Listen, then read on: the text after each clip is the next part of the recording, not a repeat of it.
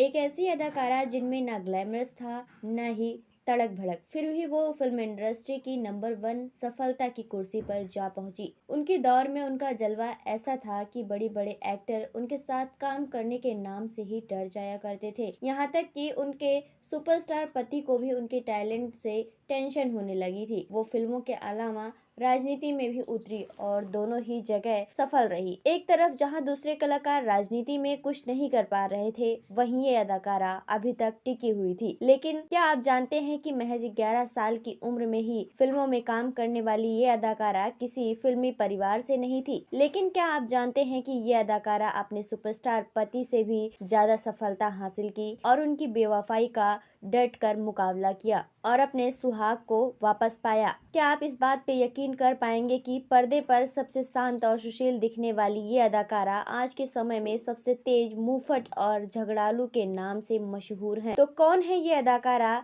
जिनकी रातों रात बदल गई थी किस्मत? जानेंगे और भी बहुत कुछ, बस बने रहें आज की हमारे इस वीडियो के अंत तक। नमस्कार दोस्तों, आप देख रहे हैं एवरग्रीन हिंदी सिनेमा। जैसा कि आप समझ ही गए होंगे कि हम आज किस अदाकारा के बारे में बात करने जा रहे हैं। हम बात करने जा रहे हैं बीते दौर की अभिनेत्री जया बच्चन के बारे में। जया बच्चन का जन्म एक बंगाली परिवार में हुआ था। जया बच्चन अपने रिश्तेदार के यहाँ गई थी। वहीं फिल्म की शूटिंग चल रही थी जिसमें एक किशोरी का रोल था और उनकी तलाश चल रही थी। शर्मिला टैगोर की नजर उस समय जया बच्चन पर पड़ी और उन्होंने मन ही मन उनको सिलेक्ट कर लिया। डायरेक्टर से मिलवाया और फिल्म में रोल मिल गया और फिल्म रिलीज होने के बाद जया की खूब चर्चा हुई। फिर तो जया ने भी ठान लिया कि वो अभिनेत्री ही बनेंगी और जया को एक दो बंगाली फिल्म भी मिली। जया ने अपनी पढ़ाई पूरी करने के बाद एक्टिंग की शिक्षा ली। उनकी चर्चा पहले ही मुंबई में हो रही थी। जब ऋषिकेश मुखर्जी फिल्म गुड्डी बनाने की तैयारी कर रहे थे तभी जया बच्चन को सेलेक्ट कर लिया था। इस फिल्म के लिए एक सीन में अमिताभ बच्चन को भी लिया गया था जिससे जया बच्चन की दोस्ती हो गई। फिल्म गुड्डी सुपरहिट साबित हुई और जया बच्चन को उनके लिए पुरस्कार से सम्मानित किया गया। जया बच्चन के पास फिल्मों की लाइन लगने लगी। 1971 में उन्होंने 5 फिल्में साइन की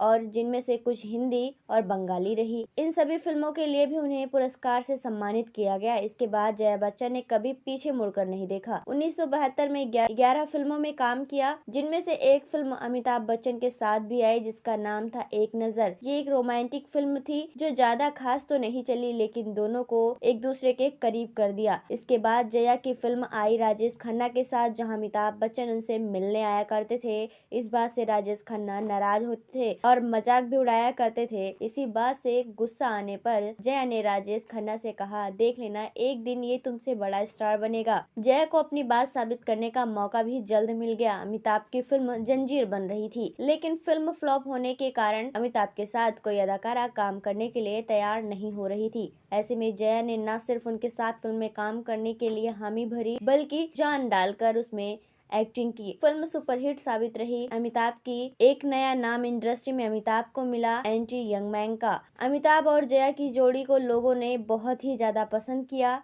यहाँ तक कि जया बच्चन प्रेग्नेंट थी फिर भी उनको कई फिल्मों के लिए रोल मिला। जया अपनी फैमिली में व्यस्त हो गई थी। उनकी बड़ी बेटी श्वेता हुई और उनका बेटा अभिषेक बच्चन का जन्म हुआ और वो पति का ध्यान नहीं दे पा रही थी। फिल्म दो अनजाने से अमिताभ और जया के बीच रेखा की एंट्री हुई। ऑन स्क्रीन दोनों की जोड़ी पसंद आई लेकिन ऑफ स्क्रीन भी दोनों के बीच प्यार की खिचड़ी पकने लगी थी। इसी बीच दोनों के साथ में कई फिल्में आई और रेखा अमिताभ के इतने करीब हो गई कि अमिताभ के साथ फिल्म करने के लिए रेखा बाकी की फिल्में छोड़ दिया करती थी। खबरें तो यहाँ तक थी कि रेखा ने अमिताभ के साथ कुछ फिल्में फ्री में भी कर चुकी हैं। कहते हैं कि इस सेट पे जया कई बार आ जाती थी और अमिताभ बच्चन की रेखा के साथ समय बिताते हुए भी देखा गया था। हालांकि एक अफवाह ये भी थी कि जया बच्चन ने रेखा को सेट पर थप्पड़ जड़ दिया था, लेकिन इस बात में कितनी सच्चाई है ये इस बात से नजर आता है क्योंकि अगर ऐसा हुआ होता तो दोनों के बीच बातचीत बंद हो गई होती, लेकिन ऐसा नहीं हुआ। साल 1980 में तो रेखा ने सबको हैरान ही कर दिया था जब ऋषि कपूर और नीतू सिंह की शादी में रेखा मांग में सिंदूर लगाकर आ गई थी। इस बात से तो जया भी हैरान रह गई थी। हालांकि रेखा ने सफाई देते हुए कहा कि वो फिल्म के शूटिंग के बाद सीधे बिना मेकअप उतारे शादी में आ गई हैं। इस वजह से उनको बिना मेकअप उतारे वो शादी में आ गई हैं, उन्हें मेकअप उतारने का टाइम नहीं मिला। जया बच्चन ने यश राज की फिल्म सिलसिला में रेखा के साथ काम किया। इस फिल्म की शूटिंग के दौरान कई बार ऐसे पल भी आए जहां जया बच्चन असहज हो गई थी।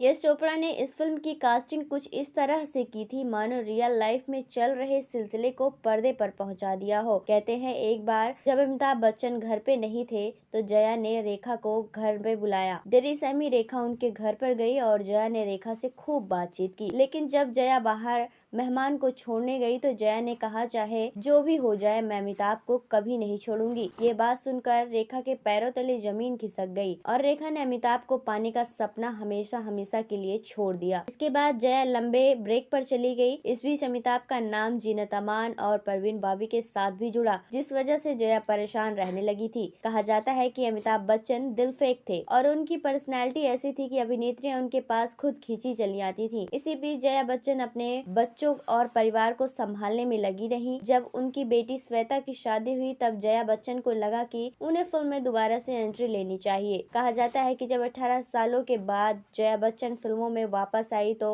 उन्होंने कई ब्लॉकबस्टर फिल्में दी। कहा जाता है कि जया और अमिताभ के बीच मनमुटाव रहता है। बच्चन फैमिली के पास कई बंगले हैं। जिस बंगले में जया बच्चन रहती हैं वहां से अमिताभ कहीं और चले जाया करते हैं। हाल ही के दिनों में जया अपनी बेटी श्वेता के साथ ज्यादा जुड़ी हुई नजर आई। ऐश्वर्या से उनकी दूरी जग जाहिर हो चुकी है। कहा जाता है कि ऐश्वर्या से हुई अभिषेक की शादी को जया कभी अंदरूनी तौर पे पचा नहीं पाई। एक बार जया बच्चन ने अपने और अपनी बहू के रिश्ते पर खुलकर बात की। जब अभिषेक का करियर चमक नहीं पाया जया काफी निराश हुई। जया की बेटी की शादी बड़े घराने में हुई लेकिन उनका जीवन भी सुखी नहीं रहा। जया बच्चन ने जिन बच्चों के लिए अपना करियर खत्म किया उन्हें दुखी देखकर माँ तो दुखी होगी ही। इसकी वजह से जया चिड़चिड़ी हो गई और अपने ऊट पटांग बयान के कारण काफी कुछ सुनना पड़ा। तो दोस्तों, आपको हमारी ये वीडियो कैसी लगी है और जया बच्चन के बारे में जानकर आपको कैसा लगा? आप अपनी राय हमें कमेंट बॉक्स में कमेंट करके जरूर बताएं। साथ ही तमाम ऐसी और खबरों को पाने के लिए आप हमारे चैनल से जुड़े रहें और इसे सब्सक्राइब करना ना भूलें।